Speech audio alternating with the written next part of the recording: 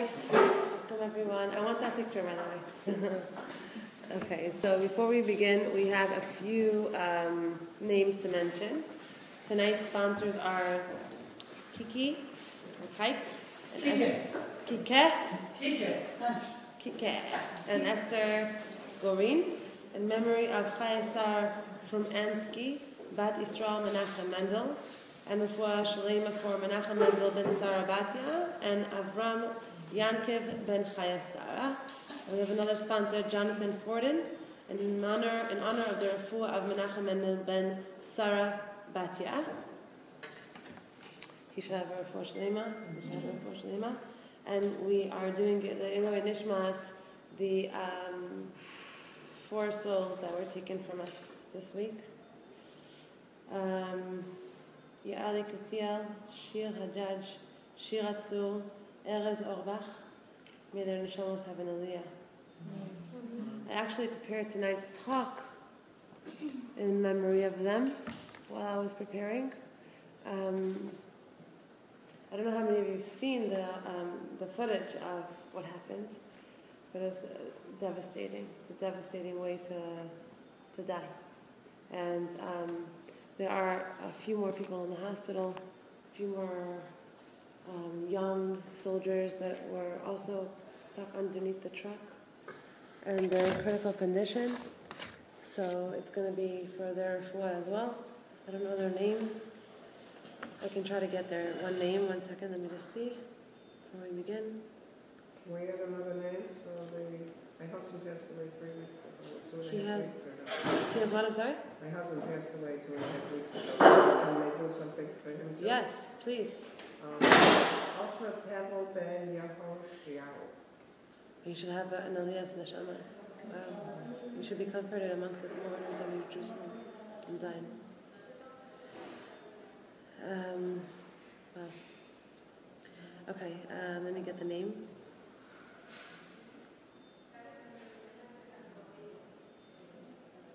It's important because she's in critical condition, and it's important to pray for her.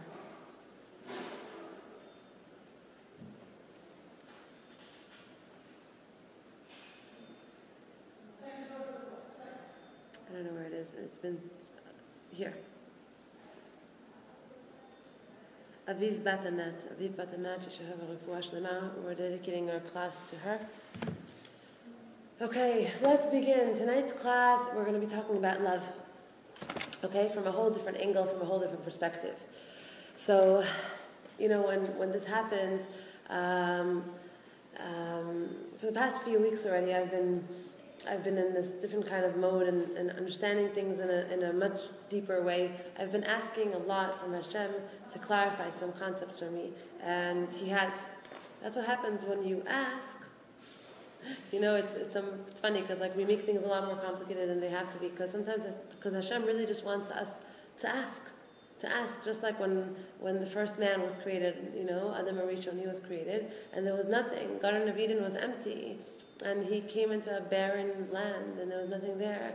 And he had to ask for rain, and once he asked for rain, everything came up from under the ground. Everything was ready. Everything was ready under the ground. The Zohar explains that everything was just completely ready. The cakes, the fruits, everything was ready to come up and pop up. All he had to do was ask for rain. There's something in the actual asking and the connection to our Creator that makes things happen. It's not like, you know, He knows already. It's the actual, I know you know this, but this is what I want in my life, right?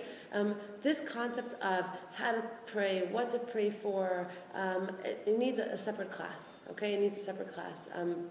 We have to be careful how to ask, what to ask for, and where it's coming from. Is it coming from a completely like distraught and broken place of I can't handle life anymore and I just want to give up? Where is it coming from, right? It has to, our questions, our wants always have to also come from a place of, but I believe, even though I don't have what I want, even though my life is not going as smoothly as I want it to be right now, I know and I believe that all of this is taking me somewhere specific and you're doing this to me. But yet I still want this because this is what I think is good for me. Right? It has to come, it's a combination of a few things, but that's not what we're talking about tonight. So I asked God for some clarity on a few things. I asked God for some clarity on love. And I asked God for some clarity on anava, being humble. And I got some clarity on it. And when this happened, I quickly put out a WhatsApp message to many, many, many people. And the message was what we're going to be talking about tonight. Okay? So the Torah discusses a lot of different concepts, right? There's a lot of different things that we have to be doing as Jews. There's a lot of different areas that we have to be developing as Jewish people. There's the area of chesed, there's the area of mitzvot in general, what we do with ourselves on a day-to-day basis during our week, how we dress, how we eat, how we talk, how we interact, blessings, going to the mikvah, keeping Shabbos, how to keep Shabbos, knowing all the halachos, covering our head, all these different things, mitzvos, that have to do with being a Jew, right? But if you boil all of it down to something, right? If you boil it all down to the root, what's the root of all of it?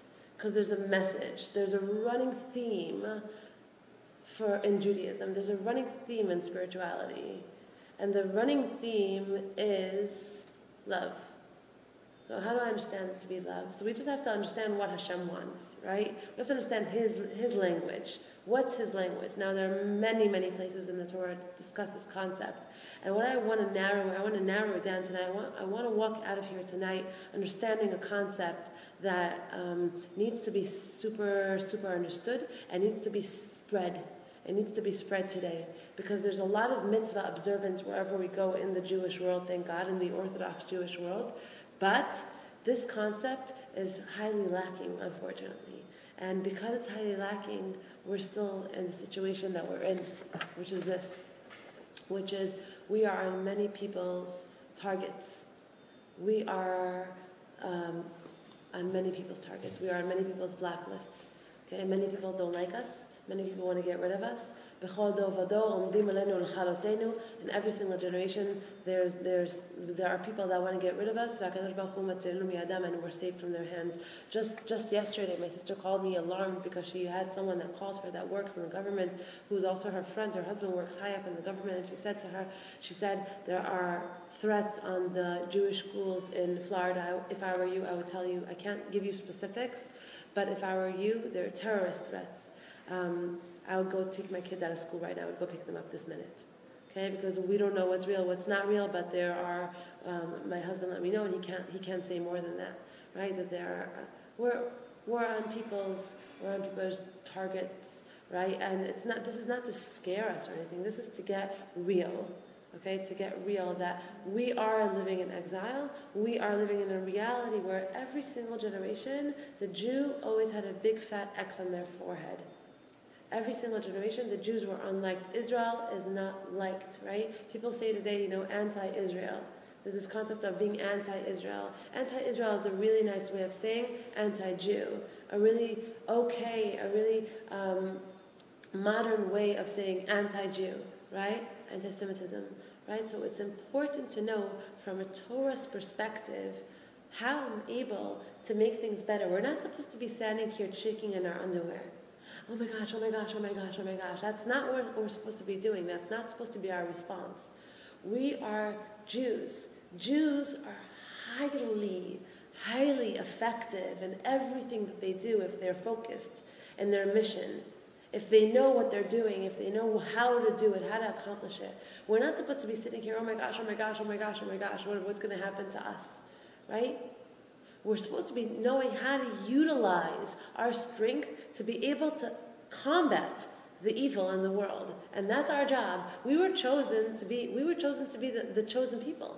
We were chosen to be, what's the chosen people? What does it mean to be the chosen nation? Once I was in an airport and I was praying and this woman walks up to me, this black lady walks up to me and she's just like, hi. And I was like, because I was praying, I couldn't talk. So she says, I just want to tell you that we in my church, we love you. You're Jewish, right? I was like, mm-hmm. And she says, we love you because we know you people are the chosen people. And we love the Jewish people because you're the chosen people. And you just keep praying, all right? You just keep doing it because you are the light, right? You're the light in this world. We know that, right? Because they know that. Because they know that we're the chosen people. What does it mean to be the Aham Nifchar? Again, I'm just going to say this because it's important to set down the foundation before we have tonight's class. What does it mean to be the Aham Nifchar? What's the position? What's the role that we were given? Right? We were given a role on stage. What's the role that we were given on this stage called this world? Right? The role is we are the ones that are in charge of the spiritual. We are the ones that are on a mission here to create spirituality in the world. What's in essence going on in the world, right? There's a lot of things going on in the world, but if you boil it down to understanding the basic ABCs of what's happening in the world, there's good and there's evil. There's the forces of good and there's the forces of evil, right? And all of the world, the whole involvement of the world since day one was good and bad, right? He became at a Garden of Eden. Chava makes a mistake. Chava eats from the Eitz Hadas. She goes to Adam. He eats from the Eitz Hadas, and then they get kicked out of that reality. And then they're sent into another reality. And then they have children. And one of their children introduces death into the world, and he kills his brother. That's another reality, right? There's a constant shift between energies, between good and evil energies. Now the Jewish people come on stage, right? 3,300 years ago, the Jewish nation come on the stage. And what's our responsibility? What is the crown that God puts on our head? The crown is, now here's your mission. I'm going to give you this mission. What's the mission? Mamlechet Kohanim v'Goy Kadosh. You have to be a light unto the nations. You have to be all Goyim. You have to be a light unto the nations. What does it mean to be a light? What does it mean to be a light? To be a voice, to be a spirituality, to be the morality in the world, to be the ones that are going to run around carrying this baton, right? Carrying this baton and being this is what we are. This is what we stand for. This is what we're here to do. We're here to balance out the forces in the world, right? That's why the Jew is always the one that has a target on their heads. That's why the Jew is always the target. That's why the Jew is always the one that everyone wants to get rid of. That's what it says in the Pasuk, right? Every single generation, they want to get rid of us. Why? Because we stand, like, these are the words of, this is Hitler saying this in 1921. Hitler stands up in the German parliament and he says this is documented. You can go on Google, you can read his entire speech. He says, we're here fighting the Russians, right? Because that's what it was right at the beginning of the war. 1921 was all the way at the beginning, right? The war hadn't even started. It was years before, right? He says, we're here fighting the Russians. This actually started a week before his actual speech in the German parliament. He stands up. He's called into the room where all the heads of the Russian army and all the heads, the German army are with him. And they said to him, Hitler, we gave you asked us for ammunition, and you asked us for access to the railways, and you asked us for soldiers in order to be able to fight the Russian army, and we're losing miserably, and we want to know what you're doing. We gave you access to all of it because that's what you asked us for, and you're losing miserably. What's going on? And it's documented that he throws himself on the floor, and he bites the carpet, and he starts like foaming at the mouth like a crazy man, right? And he stands up and he says, I'm not going to answer you now. I'm going to answer you that evening in 1921 in the German parliament. He stands up and he makes this speech, right? And he makes this speech and he has a whole speech and he says, in the middle of the speech, he says like this. He says, we are not at war with the Russian army. That is a facade. That's what we want the rest of the world to think that we are. We want the world to think that we are fighting the Russian army. Really, we are at war with one nation. And this nation is here. In order for us to be able to live our lives in this world the way we want to live our lives. And then he says, how do we want to live our lives? Survival of the fittest. What's survival of the fittest? Whoever makes it to the top wins. Whoever you got to step on, you step on. Whoever you got to kill, you kill. Whoever you got to rape, you rape. In order to be able to make it to the top. That is the way we live our lives. That is what we believe in. And there's one nation that is getting in our way. So in order for us to be able to live our lives the way we want to live our lives, we have to get rid of them. So we're not really at war with the Russians here. That's just a facade for the rest of the world to think that we are. We're here to get rid of the Jew, and that's what we're here to do, right? And that everyone Hi Hitler, and everyone that's when everything started happening, right? What did he say? What was his point? His point is that we are the conscious. We are the conscious of the world, and that is what's bothering them. That is what's hard for them. That is why every single generation, every single generation, they want to get rid of us. Why? Because it makes them uncomfortable to see us dressed in the way we are, observing things that we are, feeling the way we do, having gemach, being this light, being this morality in the world. Oh, stop it with this nonsense. Just do what you need to do. Survival of the fittest. Get to the top. That's what you got to do. And so many Jews have fallen prey to this concept. So many Jews have fallen throughout all the generations, fallen to this concept of you do what you got to do. You mingle, you assimilate, you become one of the boys in order to be able to make it to the top. Now, why is this important? It's important to know because it's our overall mission. And when we fail, God forbid, our mission here, when we fail the mission of bringing light into the world, and light, again, is spiritual energy that is able to balance the evil in the world. When we fail, what happens? Evil rises. Evil just gets a lot stronger. So what are we supposed to do? We can't just get news like this. We can't just get news like this, like, oh, they were getting on a bus and all of a sudden they were rammed to death, right? 20-year-olds, and just be like, ay, Nabach, move on with my life. Because the more we do this, and the more we say ay, Nabach, and the more separated we feel from this situation, the harsher it's going to get. The worse it's going to get for the Jewish people. Hashem doesn't do this. Hashem doesn't do this just for them and their families. It's for every single Jew to understand that 1 second, my soul was chosen to be here in this world, to do something, to be a part of this massive nation, to be a part of this strong nation, to be a part of this powerful nation. We have a power like no one else has. We have a mission like no one else has. We have a responsibility like no one else has. And so what's the responsibility? To be a light. And how do we become a light? And that's tonight's class. How to be this light. Because the more light you bring into the world, and the more light you bring into the world, and the more light you bring into the world, now every single one of us is connected to our own strand of light. And what you can bring into the world, I can't bring into the world. And what you can do, I can't do. And it's your responsibility to do it, and it's my responsibility to do mine. I have to.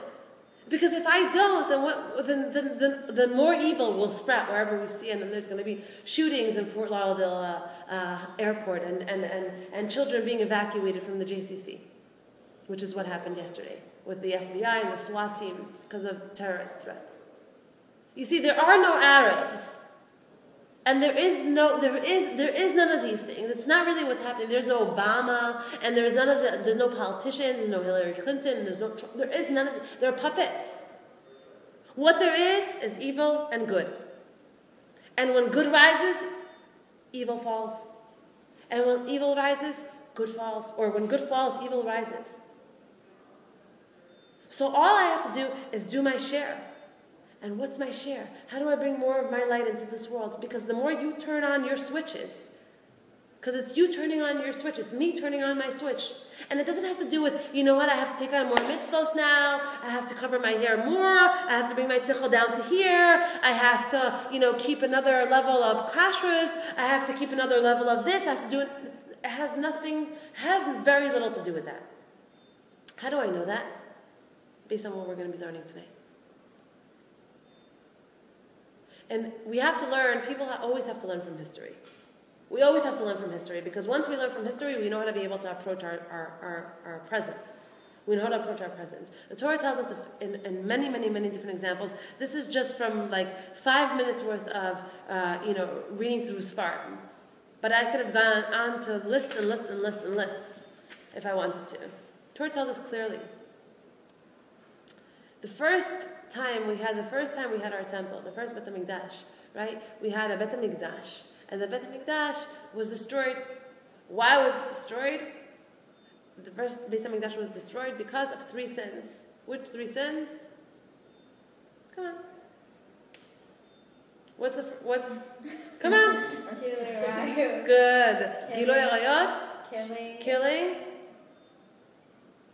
Avodah. And idol worshipping. Good. So there was, how do you say Gilui Arayot? Adultery and murdering, and Avodah Zarah, which is worshipping idols. Thank you.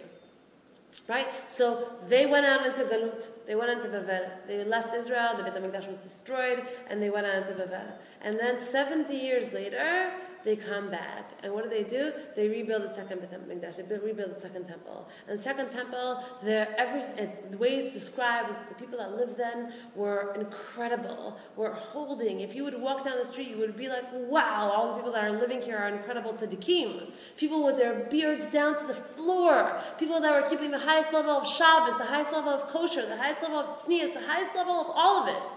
And what happens? What was the only thing that they were lax in the time of the Second Temple era? What was the only thing that they were lax in? Anyone?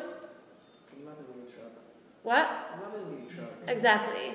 They were very, very lax in loving each other. They had a little bit of an issue with each other. There was a lot of sinat chinam. There was a lot of she said that, he said that, a lot of behind closed doors, speaking a lot of gossip, a lot of, basically what we're very familiar with today. Right? On the outside, super duper religious. Super duper, I don't eat that, and I don't eat this, and I don't drink that, and I don't drink this, and I don't go there, and I don't do that. But on the inside, there was a lot of hatred in their hearts. And what happens? The Beit HaMikdash is destroyed, the temple is destroyed, and they go out into exile. They go out into exile. Did we ever go back since? Have we? Are we still in exile? Are Jews still being rammed over with trucks and buses and being killed and stabbed in the streets of our homeland? Yes. And so many places in the Torah, Hashem is screaming through the verses, and He's saying, don't you understand, Banai, my children, my love language is for you to be good with each other. My love language is for you to be okay with each other, for you to love each other, despite your differences, and despite the fact that you're not the same, and despite the fact that you're more religious and you're less religious, and this one is on drugs and that one is whatever it may be. You have to get it. You have to understand, my children, the only thing that matters to me, the only thing that really, really matters to me is the love between you. And I brought down some psukim because I'm saying some extreme stuff. Because to religious people, it's like, what do you mean? Okay, Lashon Hara is bad. Speaking negative gossip, it's bad, but it's not worse than not covering my elbows. It's not worse than not keeping Shabbat. So let's read some psukim from inside, okay? I want to bring this in for everyone watching because this is the message that we have to deliver to the world. The message that we have to deliver to the world is one thing and one thing only. What is Hashem's love language? What does He want? What is He sitting up there and crying and sobbing and wanting? It says that the Shekhinah lo zaza mikotel ha'ma'aravi. The Shekhinah is always by the kotel. The Shekhinah never leaves the kotel. Hashem's presence never leaves the kotel. And it says that every single night at 12 midnight, the Shekhinah comes out and it cries and it cries and it cries by the kotel. And says, Banai, my children, where are you? We're scattered around the world. We're scattered around. How many people don't even know that they're Jewish? How many people are Jewish and don't know that they're Jews? How many Jews are Jews for Jesus? How many Jews are in cults? How many Jews are just completely fall into the wayside? How many Jews that we know that know that they're Jewish, care that they're Jewish, and the ones that they care that they're Jewish, how many of them are so lost and disconnected from themselves? How many Jews celebrated Christmas this past Christmas? How many? And all of that. And the Torah goes on to say, this is a little bit of it's a harsher talk because the topic tonight is we have to get serious. We have to get more with the program. We can't just come out to be entertained and feel good and feel oh, okay. We have to be able to say, 1 second, so what should I do to make the situation better? Because I can do something. It wouldn't happen if I couldn't be able to do something. I can do something. So what should I do? And we're all very busy and we all have our things and we all have whatever. So what I'm going to talk about tonight is something that you're going to be very surprised about. But I'm not going to tell you what it is till the end. Okay? And you're going to be very, very surprised about it. And it's going to be, you're probably going to walk out really? Wow. Because it boils down to one nekuda, to one point. But before we get there, it says in the Torah that every single ailment and every single destruction that there is in the Jewish people today, is because of one reason and one reason only. It's because we're in exile. It's because of the exile. And what keeps us in this exile? It says, Kol dor shelo nivneh bet hamikdash biyamav ki'ilu necharav biyamav. any generation that the Beit HaMikdash is not, the temple isn't built in its days, it's as if it was destroyed in its days. What destroys the Beit HaMikdash every single generation? It's the same sin over and over again. It's the same sin of, you're not my type. Or, did you hear? Or the gossiping. We have to stop speaking Lashon Hara. Because Lashon Hara is driving us into the grave. Lashon Hara is putting 20-year-olds underneath the ground. Machloket, disagreements, not talking to this one for 20 years and that one for 10 years, and not talking to family members. You gotta swallow your ego and you gotta make peace. Because peace brings peace into the world. This isn't peace. This is destruction. Machloket, arguments, fighting, ego, lashon hara, gossip, that's all destruction. That's all fire. And oh my gosh, is it hard? Oh my gosh, is it hard?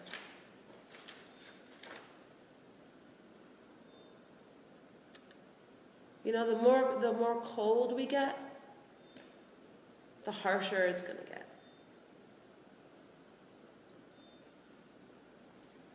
So let's get more connected to our souls. Let's get more connected to each other. Even though we don't know them, we never met them, they're just faces on a piece of paper. They're our sisters and our brother. And it's important to start feeling it. Because otherwise it's going to hit closer to home. And we don't. We have enough. Rabbi Elazar, beno shel Rabbi Akiva, Rabbi Elazar, the son of Rabbi Akiva, says, Omer, Israel עובדים עבודת כוכבים ושלום ביניהם, when the Jewish people are worshipping idols, עבודת כוכבים, when they're worshipping the stars, ושלום ביניהם, but they get along with each other and there's peace between them, כביכול אמר הקדוש ברוך הוא, אין השטן נוגע בהם. Hashem says the Satan can't touch them. What's the Satan? The evil, negative energies in the world. Can't touch them. They're shielded. What happens when there's peace between us? We create a shield. We create a spiritual shield, an energetic block that nothing can touch us. Nothing can touch us. In Mishlei it says, והאדם נטמע בטומאת עבירותו בשביל שאין בו חסד. And a person gets tuma, gets the impurity from his sins when he doesn't have chesed. What does that mean? Al ken mi shemitnaheg bechesed va'anava. Whoever acts with chesed and anava and humility, whoever acts with loving kindness and humility, ומשתדל לתקן את פירוד הלבבות על ידי שהוא מעביר על מידותיו, and he tries to correct the separation between his heart and other people's hearts. Okay, through how? Through being ma'avir al midot, basically swallowing his ego. אין כוח בעבירותיו לגרום לו טומאה. His averos, his sins, can't cause him impurity. Meaning, no evil comes upon him. So, what's telling us here? It's telling us here that a person can be involved in sins, but as long as in his heart, he's loving and caring and tries to make peace and love between people, okay, between his fellow Jews, then it's as if it's a shield. It shields him, it protects him. The Chavetz Chaim has a crazy hagdama, has a crazy introduction. And it says in his introduction to his Sefer and to his book, and he says, a person that doesn't speak Lashon Hara, they're not mekatrig on him in Shemayim. They don't come out, they don't pull his file and open it up and say, okay, here's Devorah's file, let's see what she did this whole week. All the things that, they don't touch my file. No one looks at my file. It's just that a person that does speak Lashon Hara, a person that does speak about his brother, about his sister, a person that does gossip, a person that does see the bad in the other person, what happens is that magdilim avonotav et shemayim, they take out a magnifying glass to our sins. Magdilim, you talk and your averos are magnified in Shemayim. So let's understand where are we going with this. Where are we going with this? So number one, we get clearly. And if I had a little bit more time today, if I had an hour, my gosh, you would be sitting here till tomorrow morning, so you're lucky. Just an hour, because the Torah it's all over, it's everywhere. It's incredible that this is the number one message, and a lot of us don't want to hear that. Come on, it's more important to do this. You can't say that, It's not like it's more. But Hashem is saying it. Hashem is saying it. Yes, you get mitzvahs for covering your hair when you're married, and yes, you have to dress b'tzniut, and yes, you have to eat kosher, and yes, we have to keep Shabbat, and yes, but Hashem is saying, all of it, the thing that tops all of it is love each other, for real. And if you have beef with each other, deal with it, figure it out, make peace immediately. And stop carrying it in your heart and hating the other person in your heart. There's a mitzvah. There's a mitzvah that says that, not a mitzvah, I'm sorry, there's an Aventura that says that you can't hate your brother in your heart. And every single minute that we hate another Jew in our heart, we get a sin for. My gosh, we bring more bad energy into the world. We bring more negative energy into the world. We're making ISIS stronger.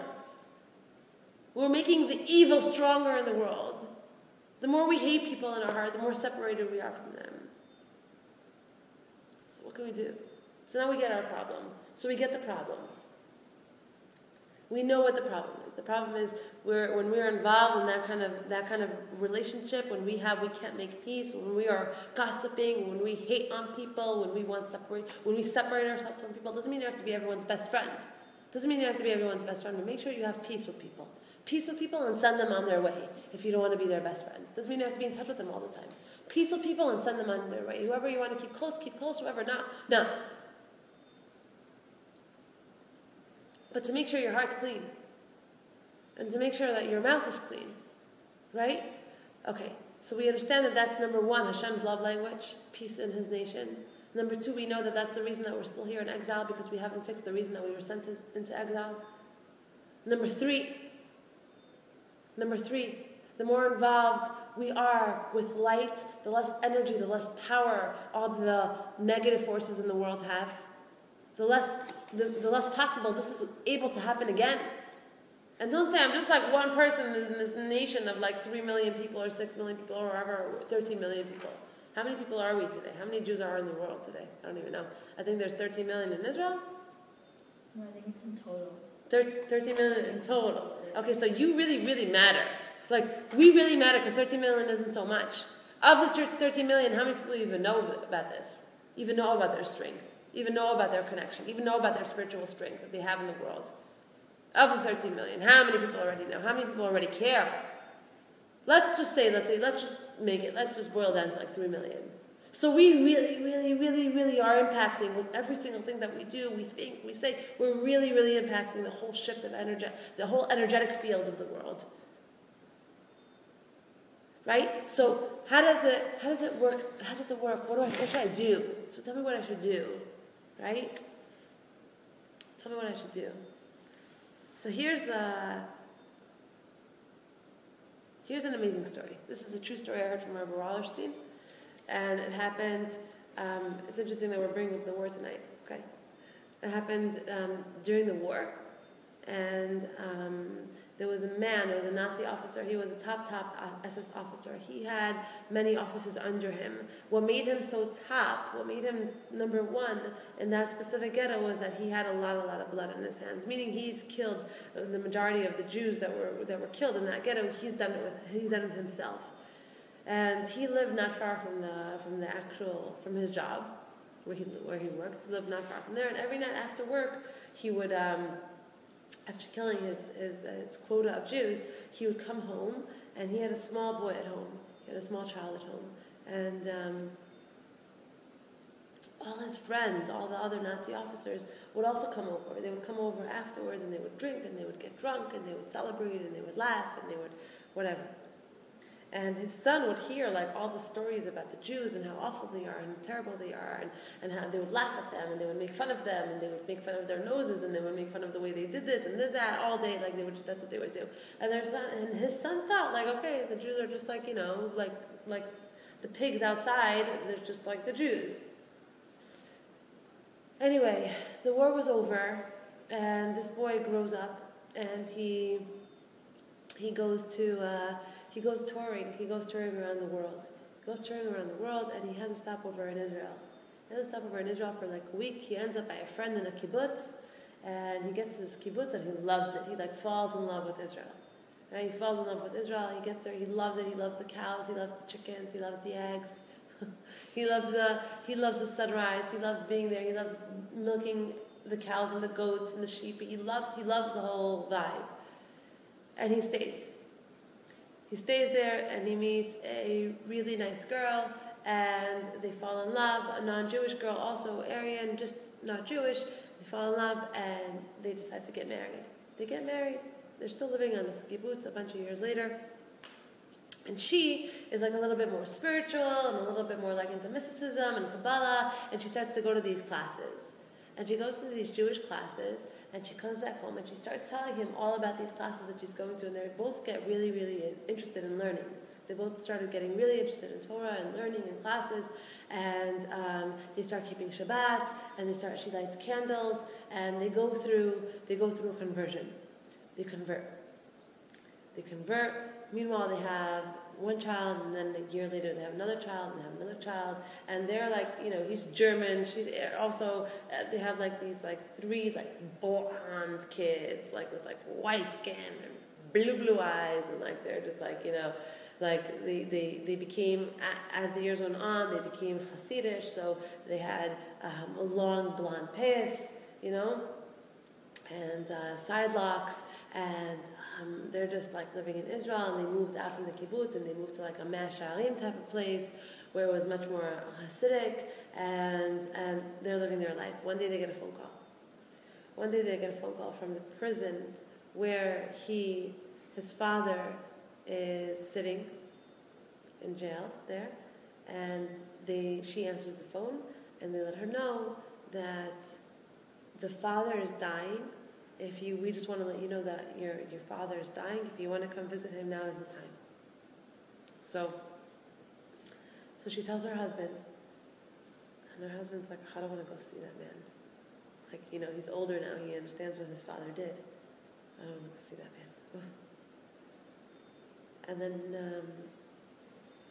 And then he says, no, you know what I do? I do want to go see him. So it was like a whole back and forth. Should we go together? Should we go alone? Should we go with the kids? They decided to go all together. They get on a plane, they fly to Europe, they go to the prison cell. They get there. Now he looks like a chassid. He looks like a Jew. Like hardcore. Like black, long bekasha, like black pants, white shirt, black hat, a beard, like Jewish. Like many of the thousands of Jewish people that he's killed. His father's killed. So he walks up to the prison cell, and his father looks at him, and his father starts gagging, like he cannot believe that this is his son. He sees that it's his son, and he's like disgusted. He feels like throwing up on himself. And he says to him, I came here because I want to ask you a question. I didn't come here to wish you a farewell. I really don't care if you stay or go. I have one question for you.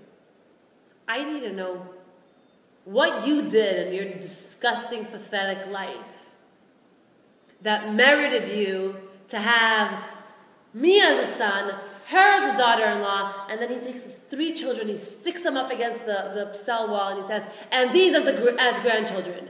I want to know what you did in your disgusting life that merited these 3 children to come from you. And he looks up at him, and he says to him, I don't know if this is it, but I'll tell you a story. One night, 3 Jews were lost, and there was an alarm, a code red in the camp. And I went out to look for them in the forest around the ghetto. I went out to look for them. And I go out to the forest and I start looking for them for hours and hours and hours and hours and hours, and I come back empty-handed. But as I'm about to turn around and come back into the enclosed ghetto, I notice in the back, far out in the woods, I notice an abandoned, old caravan trailer. So I walk up to the trailer, and I walk into the trailer, and it's empty. And I walk in, I walk up the stairs, and I walk in, and I walk around, and I check everything out, and there's no one there, and I'm about to walk out. And as I'm about to walk out, I see a latch on the floor. A latch. So I notice that it's a trapdoor. So I bent down and I pick it up. And when I pick up this trapdoor, I look in and I see 3 little Jewish kids looking up at me. They were really white, pale. They were shaking. They had long hair on the sides of their head, kind of like your kids. And they were looking up at me, and they were shaking. So I take out my rifle, and I aim it at their heads, and I'm about to shoot them. And as I'm about to shoot them in the head, I take one last look at them and I say, oh, forget it. And I keep the door closed and I walk away. That's what I did. And Rabbi Wallerstein said something insane. He says, you have a disgusting, filthy guy that's killed thousands of people, that has blood all over him, that's going straight to hell and is going to burn forever and ever and ever, that does one good thing in his life. One thing. It wasn't like it was even good. It was just like he didn't do something terrible, horrible that he normally would have done. And because of that one thing that he's done in his life, he merits to have him as a child, her as a daughter-in-law, and these 3 children that looked very similar to the ones that he saved come out of him. Because every single thing that we do in this world does not go unnoticed. Every single thing that we do in this world, every single thing that you do in your life does not go not paid for.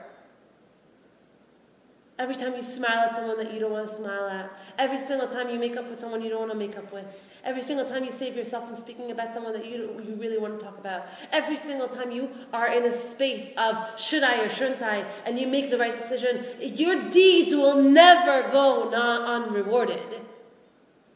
Everything you do is seen, everything we do is watched, everything we do is calculated, everything we do is we get reimbursed for everything we do. And we get rewarded for everything we do. And Rabbi Wallerstein said, if this non-Jew, this disgusting person, this filth, can have that rewarded, what are we? That we come out in the rain to listen to some Torah, where we can get it in our house and the comfort of our homes, but we do it. We do it because we want to make the world a better place and we want to make our lives a better place. So what are we? It's called Gadlut Adam. When we notice, when we understand how powerful we are and how huge we are and how much our actions are enormous, how enormous our actions are, and how every single thing that you do, every single thing that you think, every single thing that we put efforts towards makes such a huge difference, not just in our own private lives, which they do in our own private lives, but in the grand scheme of things. We can stop terrorism. How? How can we stop terrorism? Torah tells us how to stop terrorism. Torah says like this, and that story was just to help us understand our strength, our power. That you're not just like another one in a trillion. You're part of the Jewish people. How many people are there that are Jewish? How many people are there that are Jewish and know that they're Jewish? How many people that know that they're Jewish that care that they're Jewish? How many people even understand what that means? So we're the cream of the crop of the cream of the crop of the cream of the crop of the Jewish people that even know what it means to be Jewish and how privy we are to be Jews. And what a responsibility it is. And how our actions determine so many people's lives. So here's the message for tonight. The message for tonight is, says that if we want to take the whole Torah and boil it down to one line, to one sentence, to 3 words, what would it be? Beautiful. That's the entire Torah in a nutshell. The whole thing, the whole reason why we're alive and breathing and have a heartbeat is for this one reason. Now, I'm not going to talk about V'ahavta l'reacha part. I'm going to talk about Ahava Kamocha. Talk about, I can only love you if I love myself. I can't have peace with you, and I can't love you, and I can't care about you, and I can't value you, and you don't mean anything to me if I don't love myself. It can't happen. And we walk around all the time talking such negativity at ourselves about the way we look, about our accomplishments, that we haven't done enough. And I touched on this a little bit last week. And I want to connect it with this concept today. Because only when I get into the practice of not allowing the negative voices in my head to tell me you're bad, you're not good, you should do more, you're this, you're that, you're ugly, you're fat, all the negative. I was in the bank today and this lady was standing there right next to me and she was depositing money. And she tells the teller, she's like, oh, of course I forgot to bring my checkbook because I'm so stupid. And I was like, God help her. Oh my gosh, Hashem Yirachim. What did you just say? And she was like a normal lady. People are accustomed to talk to themselves like that's such an idiot. Oh my gosh, I'm such a moron. Do you know that it's Lashon Hara to talk Lashon Hara about yourself? Why? Do you know why? It's not just to make you feel good. Because it's detrimental to the entire Klal Yisrael. It's detrimental to everything we're about. It's detrimental to all of us. It's detrimental to the entire connection we have to each other. It's detrimental. It brings more evil into the world.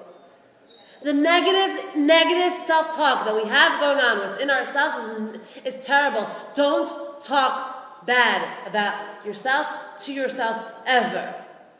A. B. Replace it with positive affirmations. Start getting in touch with the goodness in you. You know why? And this is an epiphany I had this week. I think even last night. This is like changing my life. I don't know if you're so passionate about it as much as I am because this is like totally changing my life. Totally changing my life. I used to think like, people used to be like, oh my gosh, Deborah, thank you so much for the talk. It was amazing. And I used to be like, stop saying that. I couldn't hear it.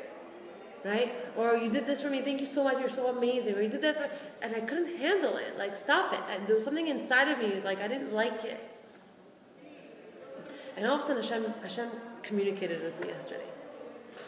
In a very, very real way. And I understood something incredible.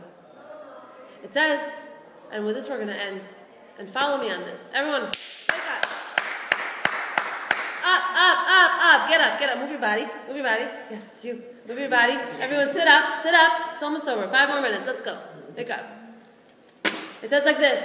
Torah is supposed to be fire. We're supposed to be on fire from this. This is life. This is what our life is about. This is what we're living and breathing and eating and waking up and going to sleep for. This is all it's about.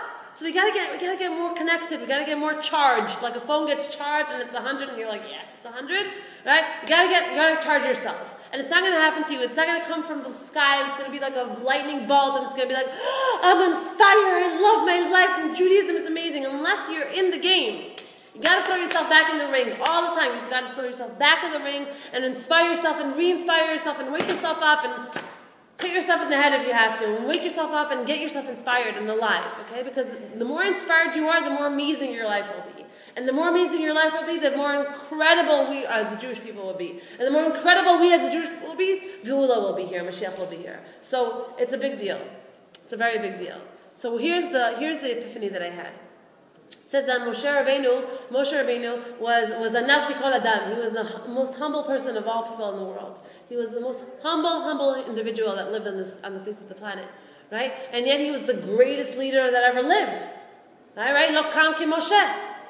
There never has been another Moshe Rabbeinu, and there never will be another Moshe Rabbeinu. There's never been another individual on the face of this planet that has ever reached the level of this man.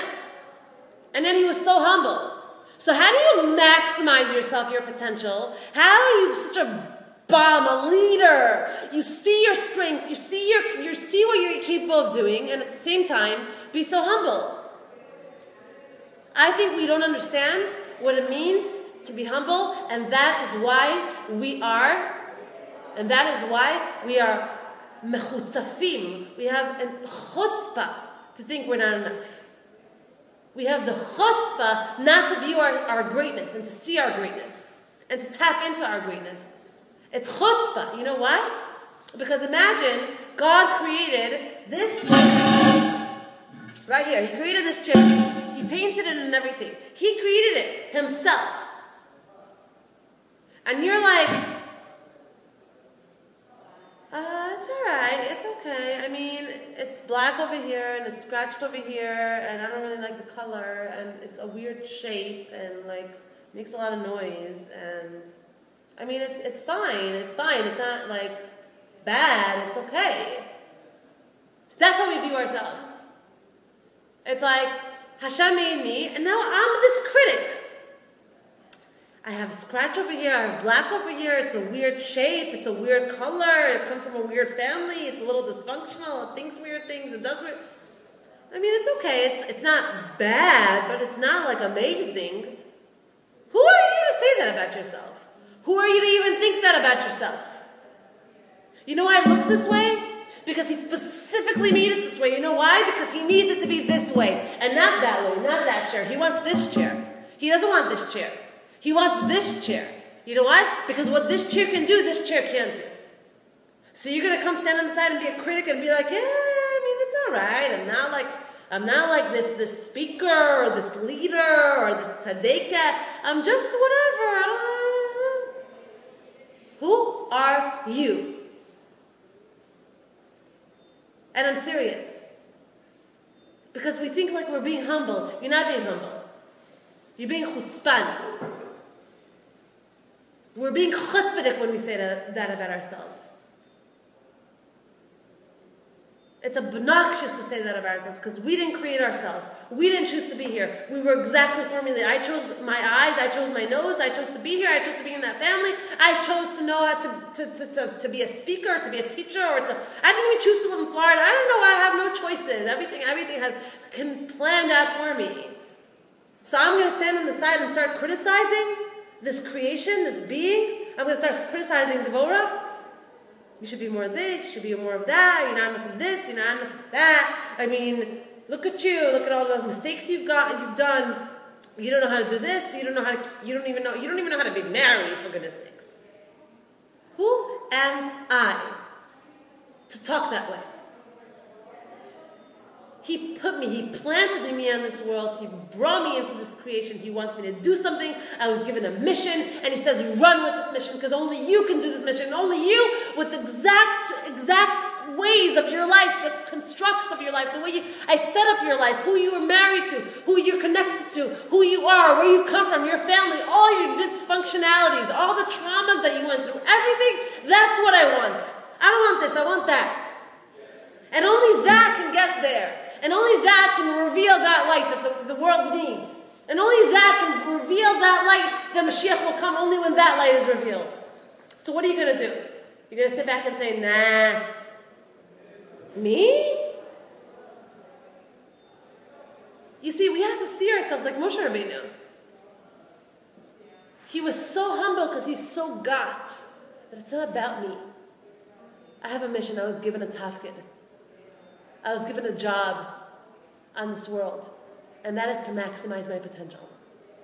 And that is to be me, and stop putting myself to the wayside and saying, I don't know how to, and I'm not sure, and forget it, and what do I have to contribute anyway, and I'll just keep my 9 to 5, and I'll just lay low and fly under the radar, and that's insulting Hashem. That's like spitting in his face. Not only did he make you,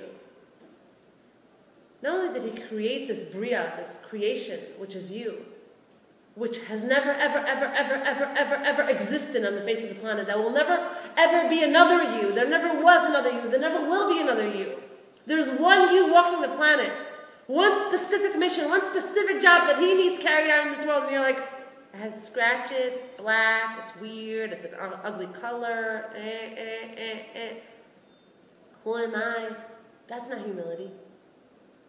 That's not humility. That's being an egotistical maniac. It has nothing to do with you.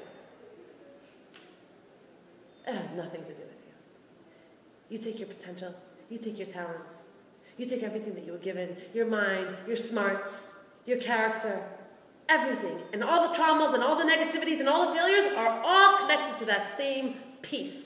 It's all perfectly designed and intricately set up that way exactly. And he won't have it any different. He wants it exactly this way. And only you can run with it. And only you can create it. And only you can reveal that one thing. So you know what love is? Love is the only thing that's going to fix the world. Love is the only thing that really matters for Hashem. Love of each other, love in the Jewish people, love of the creations, love to the nations of the world. That is the only thing that's going to neutralize ISIS and neutralize all the negativity and neutralize all the evil and neutralize all the bombings and the terrorist attacks and all the threats. That's the only thing that's going to neutralize it. And you know where it starts from? Where does it start from? It starts in here. Loving yourself.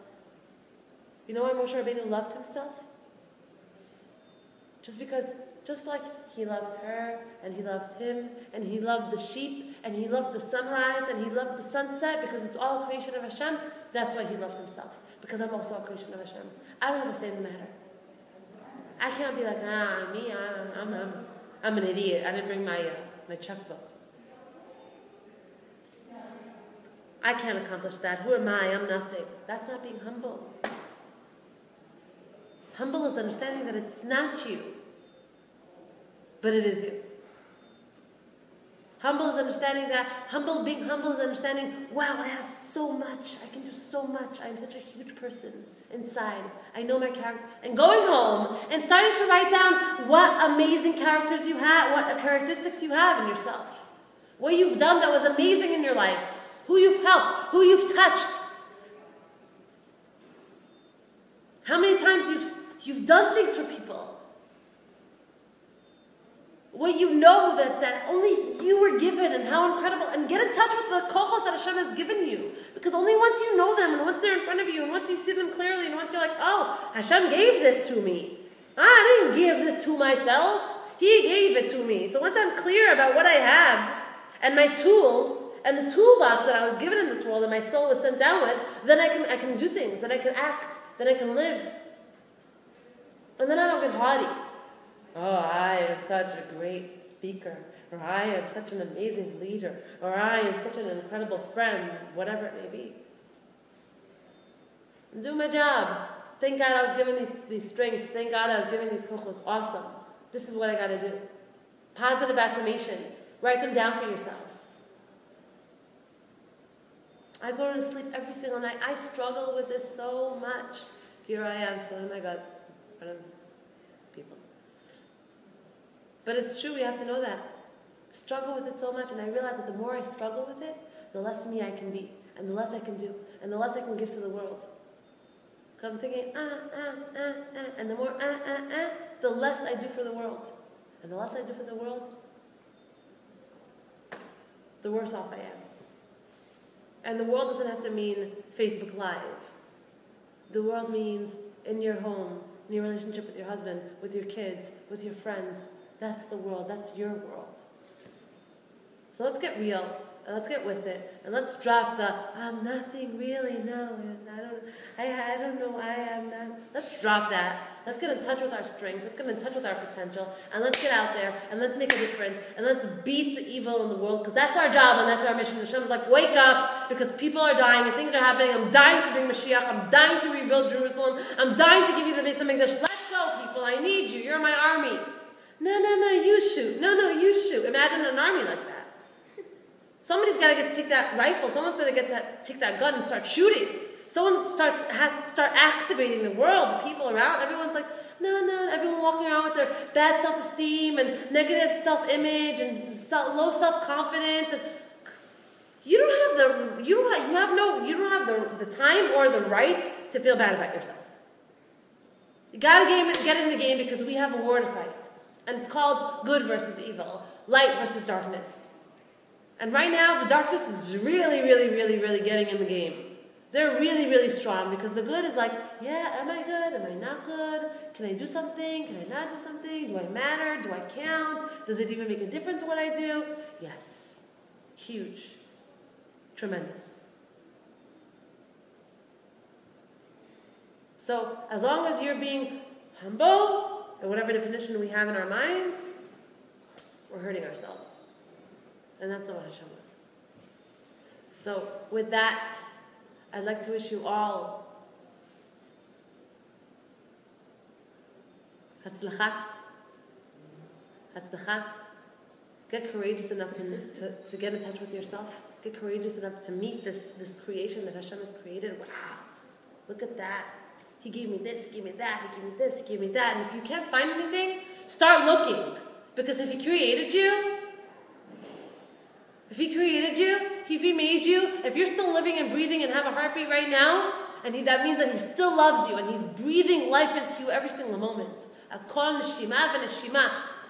He's breathing life into you every single moment. So start finding the good because all the bad in your life has overtaken the good. Start finding the good because that's what He has made this, not you. And so I wish you all hatzlacha. Start loving yourselves. And the only way to start loving yourselves is to do it every single night before you go to sleep. My gosh, I have notebooks and notebooks and notebooks and notebooks next to my bed. You write your affirmations. You see the good in yourself. You look yourself in the mirror and say, "Hi, Deborah, I love you. You're awesome. Have an amazing day."